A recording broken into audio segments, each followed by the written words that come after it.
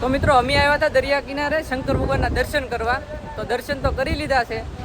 તો અહીંયા શંકર ભગવાનના મંદિર પાસે છે ને નાની એવી સરસ મજાની ગુફા છે. તો ગુફામાં જઈએ ને આ ગુફા ક્યાં નીકળે ને તમને બતાવું. બધા મિત્રો તો જાય છે. તો હાલો હવે તમને પણ બતાવું અંદર જઈ.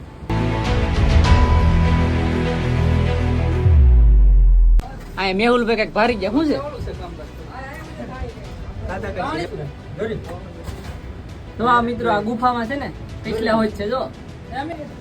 તો મિત્રો ગુફાની અંદર એન્ટર થઈ ગયા છે ને પેલા જો અહીંયા પાણી આવી ગયું છે. તો જો અહીંયા થોડું ઊંધું પાણી છે તો પેલા પાણી પાર કરવું જોઈએ.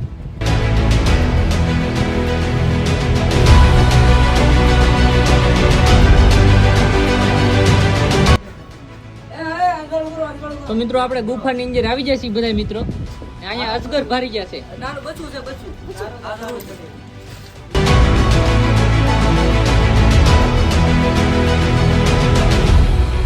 તો મિત્રો આવી કઈક ગુફા છે જો મોટી જબર છે. અંદર આવ્યા હતા અહીંથી આપણે એન્ટર છે થાય. અહીંયા તો એક અજગર છે જો નાનું એવું. એને આપણે કઈ બતાવાય નહીં. સાનું મનું ઉયા જાય છે આપણે. બહુ મોટી ગુફા છે ભાઈ. ગુફા છે મોટી. જોવા આવજો અહીંયા ગુફા જોવા આવજો કારણ તમે પણ. બહુ મસ્ત ગુફા છે. જગ્યા બહુ સારી છે. હા તમે જોઈ શકો છો. તમે અહીંયા આવો તમે આવે તો જ બકે. આમાં વાકુ વાકુ આલું પડે. હા સીધું ન થવાય. જેનો મુજારો થતો હોય એ પાછા નહીં આવતો માં મને નકર પછી મને કહેવાય નહીં મુજારો થઈ ગયો હોય તો પાછા આમાં બહાર કોણ કાઢશે? તો મિત્રો આપણે આવી જાય છીએ ગુફાની બહાર. બહુ આમ લાંબી નથી પણ ટૂંકી છે આમ નીચી. જોઈ લો બધા મિત્રો આવી જશે ગુફામાંથી બહાર. કેવી લાગી ગુફા? હું જોયું હું ગુફાની અંદર એકવાર તો આવજો તે જરૂર ને જરૂર આવજો. કારણ કે ગુફા છે એક નંબર ગુફા છે. જગ્યા બહુ સારી છે.